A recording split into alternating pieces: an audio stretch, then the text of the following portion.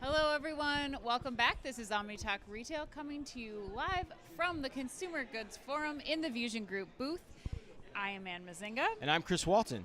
And today we have another special guest. We have Eric Riegger, who is the Group Chief Financial Officer at Metro AG. Eric, welcome. Thank you very much for having me here. Good. Of course. I'm excited. We've got a CFO with us today, Ann. This is a rare treat for us. This is really exciting. So Eric, why don't we start? Your background is fascinating, actually. It's steeped in retail, I think is the best way we could put it. Why don't you start off, but first tell us, we want to get into that, but first tell us a little bit about what Metro is, and then what is your background as well? So Metro AG is the largest wholesaler here in Europe. Okay. And operating in 30 countries, more than 600 stores, doing delivery, especially to restaurants and so on. So that's our focus. Okay, got it. And what did you do before you became CFO? So I worked a lot in discount retail. So I worked more than 20 years for the German discount chains. I worked 16 years for Lidl and 5 years for Aldi. Wow, and 10 years of those were in the U.S., if I'm not mistaken, right? That's correct. So 2015, I went over to the U.S., worked for Lidl U.S., and opened our first stores in 2017 there. Super exciting time as a kind of a startup there. And then I moved 2019 to Aldi in the U.S., which was super exciting, of course. As you know, Aldi is growing really fast. Very fast, yes. And I was happy to support and accelerate the expansion there. So that was a really fascinating time. Yeah, retailer to watch, and actually just named a new CEO, if I'm not mistaken, for the U.S. That's too, true, right? yeah. So I'm curious. I want to ask you too. 10 years in the U.S., lots of experience in Europe too. What is the biggest difference in your mind between U.S. And European grocery? Oh, so so actually, it's interesting that Aldi, took so long in the US. So right. Aldi is, many don't know that, but 1976 started in the US. So everyone had to know Aldi was the kind of the price to value leader, and it took a long time that customers really took that up. And of course, COVID supported that. Right. And this development was much earlier in Europe. You see the Schwarz Group with Lidl and Aldi is much stronger in Europe, and you got high market shares already from them accelerating this value proposition. So, and therefore coming back to Metro on this one, so we are coming more from a mixture between retail and wholesale, focusing now on wholesale, being more discount a bit as well in our assortment, with being a lot of private label there. Okay, got it. Well, Eric, I want to take a minute because, as Chris mentioned, we have a CFO standing between us. There's a lot happening in the technology space, especially as it pertains to AI. So I want to ask you, how are you, you're the money man, how are you determining where and how you're going to invest in AI in terms of a capital investment right now?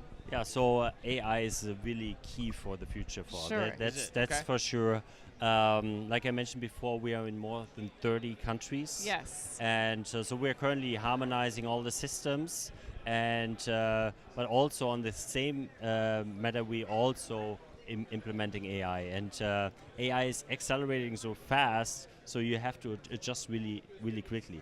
Our investments is currently more in low-hanging fruits. So there's a lot of AI applications which have a really good return on investment. Yeah. Of course, you have to see how all the software providers like SAP and others support that as well. But actually, we are focusing on quick returns at the moment, but of course having without losing the long term. Is there anything that you are taking maybe a riskier bet on, or that you're willing to experiment a little bit further with when it comes to technology, especially using AI versus those short ROI investments? So the advantage for Metro is we know our customers really well. Yeah. So we know we have all the information compared to retail. Often you don't know your customers, but we have a full program, so we know what they actually have to order, what are they buying from us. So actually we have a lot of data, so we have everything in the Google Cloud already, all of our data. So actually we are really progressive on this and using our data in the future.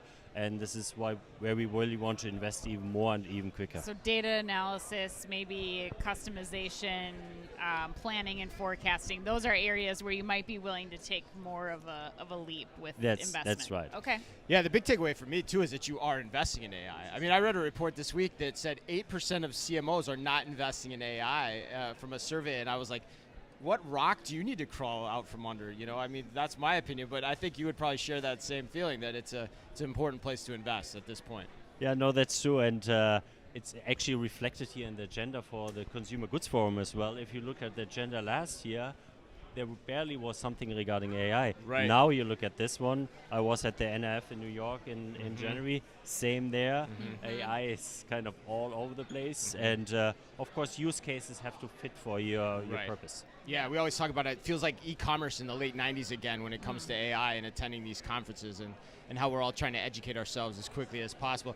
All right, I want to turn our attention now to another topic of the day that in the last few weeks, Anna and I can't stop talking enough about. Like, it just keeps popping up, and it started over here in Europe, and now it seems like it's coming to the States, and that is cybersecurity.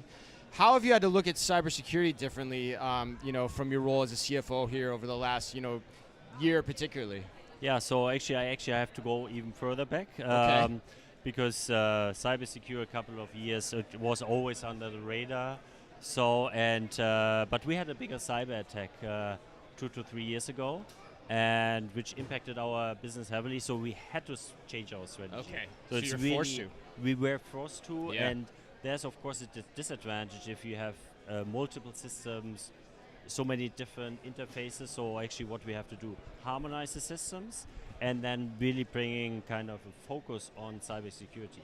It is focused with our CEO as well, so it's kind of there was no chance to avoid this. So if you talk about topics, cybersecurity top on our list, AI top on our list. So that's a couple of topics where we really have to focus on, especially on the cybersecurity.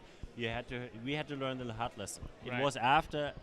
I came afterwards, but actually we're still working on it. Yeah. So I got 2 follow-up questions for you, and I don't know if you know this off the top of your head or not, but I'm curious from a budget standpoint, like what percentage increase did you have to put towards cybersecurity in the budget to make sure it doesn't happen again? And then second question, what advice then do you have for the North American executives that are watching this in terms of how to deal with this so they don't have to learn the hard way? So you can't compare what we spent beforehand, what we're spending really? now. Because it's that different. It's so different. Wow. So you set up all this new, but I tell you, I didn't expect that. On the first hand, there's no official return on investment. Right. But if you have to learn it the hard lesson, just missing out on 1-2 days, maybe more on sales or disruption of your business, and our customers relying on our availability. So there is no alternative. So it's avoiding the negative that drives the ROI. Exactly. Wow, that's a great point. And maybe even more on that, like what is the customer impact? It doesn't have to be specifically to Metro, but more broadly. I mean, what does that do after a cyber attack like that? I mean, are customers hesitant to come back because of privacy concerns? Are they like, what's it doing to your customer base, and what does that messaging have to be after? So our customers are really dependent on their daily ordering and reliability. Right. So we have availability of more than 98%. So, and we want to continue this. If you can't order anymore, you can't pay at your cash out anymore. Yeah. So this is kind of, it was less kind of, it was especially reliability. So then, of course, customer has to say, where else can I go shop? Of course, we're a market leader in most of our markets. So it took a while to actually kind of convince everyone to come back. So, but the disruption took a while, but we are back on track. Right, but still worth investing in upfront. Absolutely. Yeah, well, and also as a wholesaler, you're kind of in the nexus of providing the goods to lots of different, entities as well. So it's key for you to stay in operation. Right. Yes. Wow. Well, let's conclude by telling us what brings you here to the Consumer Goods Forum, Eric. So Metro is a long-term member of the Consumer Goods Forum already. Okay. So we had a lot of initiatives working on sustainability, IT topics as well in the past. But for us, it's a good combination to connect as well. We have a lot of supplier meetings, but also getting the right network topics we want to discuss here, and it's really a good community to meet the right people and to discuss the right topics. Yeah, and what have some of those topics been so far? So of course, for Metro is of course our supplier conversations are key. We are not impacted really by tariffs with the US, so that's not at least one topic we can avoid. But we have other topics to discuss. Of course, inflation still a topic, and but also our expansion plans, how we want to move forward with Metro. We are on a big growth plan. We're growing by around 7% every year. We want to continue this and still growing. So this is good exchange with other colleagues here. Yeah. Were there any sessions that you've seen or speakers that you've heard from that you're like, all right, that's something that I'm going to take home and think more about?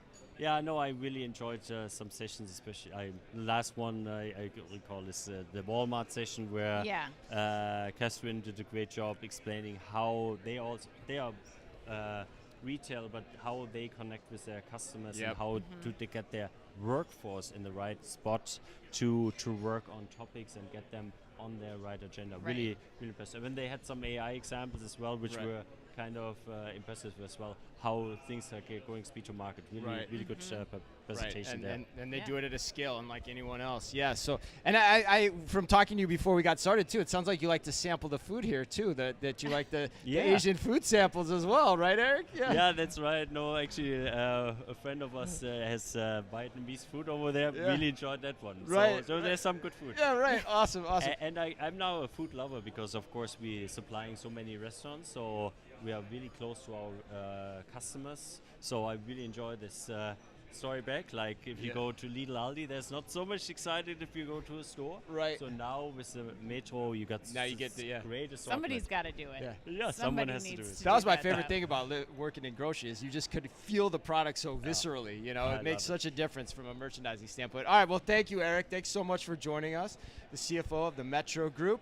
Thanks to the VusionGroup for supporting our coverage here in Amsterdam at the Consumer Goods Forum of 2025. And we'll be back later today. And until then, Anne, be careful out there.